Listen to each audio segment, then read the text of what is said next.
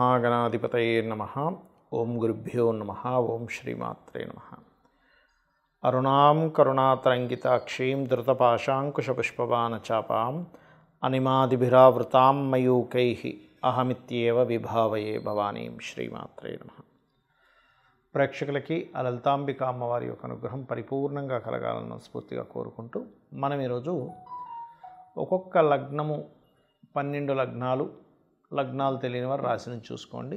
జన్మించినప్పుడు ఆ యొక్క లగ్నం యొక్క ప్రభావం వల్ల మీకు స్థిరకారకత్వాలు అంటారు. అంటే లగ్నాధిపతి ఎవరు, ధనాధిపతి ఎవరు, తృతీయాధిపతి ఎవరు, చతుర్థాధిపతి ఎవరు, దీన్ని బట్టి మీకు ఎదగలేకపోతున్నామంటే కారణం ఏమిటి, ఫైనాన్షియల్గా సంపాదించలేకపోతున్నామంటే ఏమిటి, అన్నదమ్ముల మధ్య నుండి సఖ్యత కానివ్వండి, విద్యా విషయం కానివ్వండి, గృహ విషయం కానివ్వండి, వివాహం కానివ్వండి, ఉద్యోగము, వ్యాపారము, ఇన్వెస్ట్మెంట్స్, ఇలాంటివన్నీ కూడా మీ యొక్క జన్మజాతకంలో మీ గ్రహబలం ఎలా ఉందో చూసుకొని ఏ రకంగా నిర్ణయం తీసుకోవాలి, ఏ రకమైనటువంటి రూట్లోకి వెళ్తే మీరు బాగుంటుంది అనేటువంటి అంశాలు చెప్తుంది. నేనైనప్పటికీ కూడా చెప్పిస్తుంది సాక్షాత్ లలిత అమ్మవారిగా భావిస్తూ ఒక్కొక్కటిగా మనం తెలుసుకుందాం.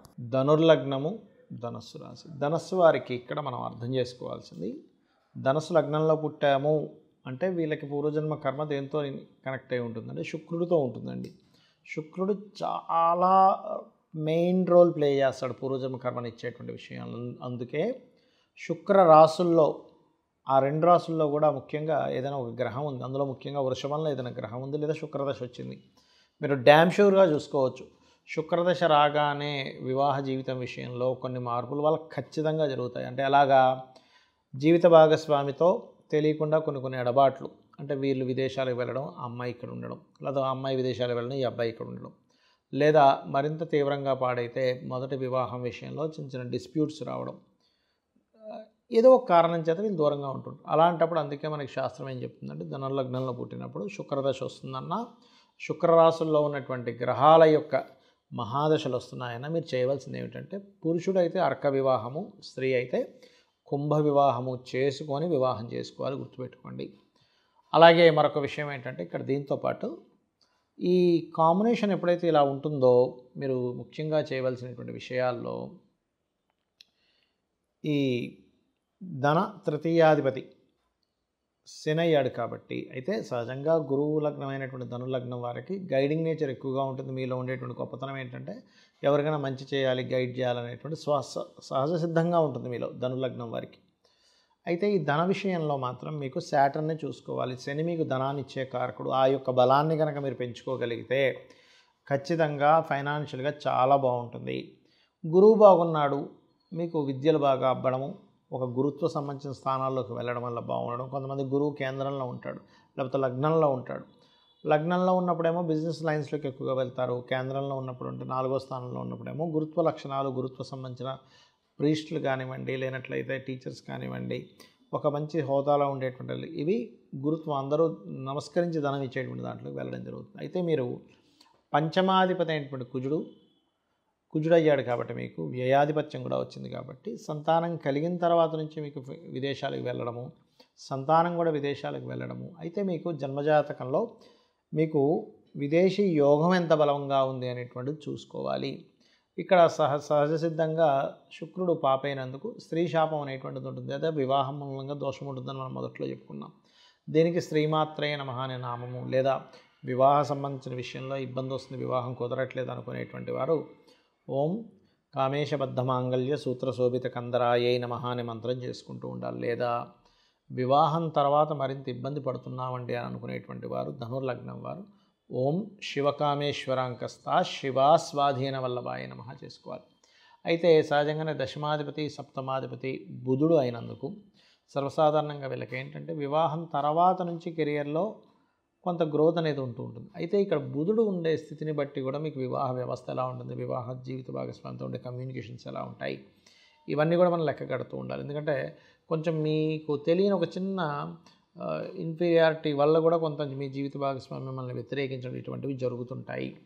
అయితే ఏదేమైనప్పటికీ కూడా మీకు ఆలోచన విషయాలని తెలివితేటలను ఇచ్చేటువంటి గ్రహం కుజుడు అవుతాడు కాబట్టి, కుజుడు కనుక బాగుంటే వీళ్ళకు ఉండేటువంటి గొప్ప లక్షణం ఏంటంటే, కుజుడు బాగున్నాడు అనుకోండి, మీకు మీరు ఎక్కడ ఏ భూములలో ఇన్వెస్ట్మెంట్ చేస్తే బాగుంటుందో తెలిసి సరిగ్గా ఆ యొక్క భూములలో ఇన్వెస్ట్మెంట్ చేయడం, తద్వారా మీరు చక్కటి ధనయోగాన్ని పొందడం అనేటువంటిది జరుగుతుంది. అయితే మీరు ఎక్కువగా లక్ష్మీ నరసింహస్వామి యొక్క ఆరాధన చేయాలి.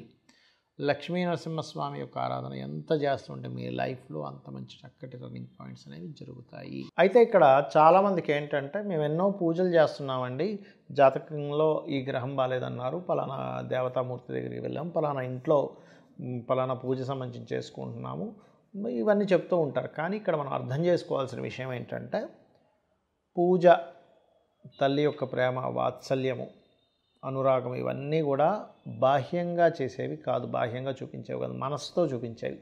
ముఖ్యంగా పూజ అనేటువంటిది ఏదైతే ఉందో, మీరు మానసికంగా ఎప్పుడైతే చేస్తారో, అంటే బాహ్య పూజలు చేయొద్దని కదా నా ఉద్దేశం, మనసు దానికి కనెక్ట్ అవ్వాలి. మనసు ఎప్పుడైతే కనెక్ట్ అవ్వటం లేదో, మీరు చేసేటువంటి పూజలో దేవతా సంబంధించినటువంటిది కనెక్ట్ అవ్వట్లేదని ఒక క్లారిటీ మీరు పెంచుకోవాలి. అలా మీరు కనుక మనసుని పెట్టి కనుక మీరు పూజ చేయగలిగితే, ఇప్పుడు మనం గ్రహం పలానాది బాలేదు, ధనాధిపతి బాలేడు, అందుకే ధన సంబంధించిన ఇబ్బంది వస్తుంది అన్నప్పుడు మీరు మనసు పెట్టి కనుక ఓం సంపత్కరీ సమారూఢ సింధుర వ్రజ సేవితాయే నమః అని చదివారనుకోండి, 100% ఆ మంత్రం పనిచేస్తుంది. మనసుతో ఇప్పుడు గోశాలకు వెళ్ళారు, ఫైనాన్షియల్గా బాగా ఉండాలి అని అనుకుంటున్నాం, అప్పుడు ఏం చెప్తారు రెమెడీ? తీపి చపాతీలు అంటారు. అంటే ఏంటి? నూనె వేయకుండా ఒక 3 చపాతీలు తీసుకొని దానికి తేనెను పూసి చిన్న చిన్న ముక్కలు చేసి ఓం సంపత్కరీ సమారూఢ సింధుర వ్రజ సేవితాయ నమః అని కానీ, లేదా ఓం ధర్మాధ్యక్ష ధనాధ్యక్ష ధనధాన్య వివర్ధనీయ నమః అని కానీ పెడుతూ ఉన్నట్లయితే ఖచ్చితంగా, అంటే ఇక్కడ ఏంటి, మనసు కనెక్ట్ అవ్వాలి. ఏదో వచ్చాము హడావిడిగా వెళ్ళిపోవాలి, ఇప్పుడు తొందరగా గోశాలలో ఏదో పెట్టేసి వెళ్ళిపోదాం, అలా కాదు. ఇప్పుడు మీరు ఎందుకంటే మీరు ఒక ఇంటికి వెళ్ళారు అతిథిగా, వాళ్ళు రిసీవింగ్ బాగుంటూ వాళ్ళు చక్కగా మాట్లాడి వాళ్ళు చక్కగా అన్నీ చేసుకుని ఉంటే ఎలా ఉంటుందండి వాళ్ళ లైఫ్, మీకు చాలా హ్యాపీగా అనిపిస్తుంది. అలా కాకుండా వాళ్ళు మిమ్మల్ని పట్టించుకోనట్టుగా, ఏదో మీరు వచ్చారు ఎప్పుడు వెళ్ళిపోతారు అన్నట్టుగా చూస్తూ ఉంటే ఎలా ఉంటుంది, మీకు ఆ ఇంటికి వెళ్ళబుద్ధి కాదు. అలాగే సేమ్ యాజ్ ఇట్ ఈజ్ మీకేంటంటే, ఎప్పుడైనా ఒకటే గుర్తుపెట్టుకోండి, మనసు సంబంధం లేకుండా చేసే పూజలు, భక్తికి సంబంధం లేకుండా అందులో మీరు రమించకుండా ఆ మంత్రంలో, అది మీకు ఫలించదు. అదేదో బాహ్యంగా ఏదో కూర్చున్నారు ఒక మంత్రం అనుకుంటున్నారు, కానీ దాని ఫలితం అంతవరకే ఉంటుంది, పూర్తి స్థాయి ఫలితం రాదు. అలాగే మరికొంతమందికి జాతకం ఉండదు, కానీ వాళ్ళకు ఉండే ప్రాబ్లమ్ని బట్టి వాళ్ళకి ఫలానా గ్రహం పాడైందని మీరు అర్థం చేసుకోవాలంటే, అలాగా వివాహం అవ్వట్లేదు, ఓకే శుక్రుడు పాడయ్యాడు, లేదా సప్తమ స్థానం పాడైంది అనేటువంటిది మీకు అర్థమవ్వాలి. అర్థమయ్యి మీరు వివాహ సంబంధించిన విషయాలు లోకంలో జరుగుతున్న వాటికి మీరు ఏదైనా హెల్ప్ చేయగలగాలి. అప్పుడు ప్రకృతి మనకి ఇస్తుంది ఆ యొక్క యోగాన్ని. అలాగే కొంతమందికి చదువు మీద పెద్దగా ధ్యాస వెళ్ళదు, అలాంటప్పుడు వాళ్ళ పిల్లలకి వెళ్ళట్లేదు, అలాంటప్పుడు ఈ పుస్తకాలు కానీ ఇలాంటివన్నీ కూడా వేరే వారికి దానంగా ఇస్తూ ఉండాలి, స్కూల్స్లో, గవర్నమెంట్ స్కూల్స్లో. ఇదేంటంటే ప్రకృతి సంబంధంగా మనం ఏదైతే ఇబ్బంది పడుతున్నామో, ప్రకృతిలో మిగతా వారికి మనం సహాయం చేయడం ద్వారా కర్మని తొలగించుకొని దాన్ని మనం పొందగలుగుతాం. ఇది అర్థం చేసుకోవాలి. అలాగే గృహయోగం అయితే అలాని గృహం దానం ఇవ్వడం అని కాదు, అక్కడ మీరు వారాహి అమ్మవారి అష్టోత్తరం చేసుకోవడము. అలాగే కొంతమందికి అనారోగ్య సమస్యలు ఉంటూ ఉంటాయి బాగా, అలాంటప్పుడు గవర్నమెంట్ హాస్పిటల్స్కి వెళ్ళి అక్కడ ఉండేటువంటి పేదవారికి ఏదైనా పళ్ళు పంచడం, లేదా మెడిసిన్స్ లాంటివి ఏమైనా వాళ్ళకి ఇబ్బంది ఉంటే వాళ్ళకి ఏదైనా చేయడము. ఇలా మీరు ఎప్పుడైతే మీ యొక్క కర్మని బ్యాలెన్స్ చేసుకుంటారో అది ఆటోమేటిక్గా సెట్ అవుతుంది. కొంతమందికి చూడండి జాబ్ ఉండదు, మీరు చేసే జాబ్ ఒక 50,000, 60,000, ₹1,00,000 శాలరీ అనుకోండి. ఇంకొంతమంది చిన్న చిన్న జాబ్స్ చేస్తుంటారు 10,000కి, 15,000కి ఇలా. అప్పుడు మీకు ఆ స్కోప్ తెలుస్తుంది, పలానా షాప్లో పలానా జాబ్ రెడీగా ఉంది, మీకు తెలిసిన ఒక వ్యక్తి ఆ జాబ్ కోసం వెతుకుతున్నాడు, పెద్దగా చదువుకోలేదు, ఓ 15,000 జాబ్కైనా సెట్ అవుతానంటున్నాడు. అలాంటప్పుడు మీరు ఆ వ్యక్తికి ఏమంటే పలానా దగ్గర ఉందని ఒక చిన్న మాట సహాయం కనుక మీరు చేయగలిగితే, మీకు ప్రకృతి ఏం చేస్తుందంటే మీరు ఇంకొకరి నుంచి పొందేలా చేస్తుంది. అంటే మనం ఏదైతే ఇస్తామో ప్రకృతికి అది మనకి ఇస్తుంది. ఇది ప్రధానంగా గుర్తుపెట్టుకోండి, మనం ఏది ఇస్తామో అది మనం పొందుతాము. అలాగే మరి ఈ దేవతా సంబంధించింది ఎలా పొందుతాము అంటే, మనకి శాస్త్రం ఏం చెప్తుందంటే, మీరు గంధం, పంచోపచారాల్లో గంధాన్ని మీరు సమర్పిస్తారు. భూతత్వ సంబంధించినటువంటి ఎనర్జీస్ మనకు వస్తాయి ఈశ్వరుడికి సమర్పించినప్పుడు. వాయు సంబంధించినవి, ఆకాశ సంబంధించిన అంటే పుష్పాలు సమర్పించడం ద్వారా ఆకాశము, ధూపం వల్ల వాయు సంబంధించిన, దీపం వల్ల అగ్ని సంబంధించిన, నైవేద్యం వల్ల ఒక్కొక్క దానికి ఒక్కొక్క ఆకాశతత్వము, జలతత్వము, భూతత్వము ఈ రకంగా మనకి అభిషేకం వల్ల జల సంబంధించినటువంటి అంటే ఈ పంచభూతాల యొక్క ఎనర్జీస్ ఏవైతే ఉన్నాయో మనకి సకాలంలో చక్కగా మీకు అందడం జరుగుతుంది. శ్రీమాత్రే నమః.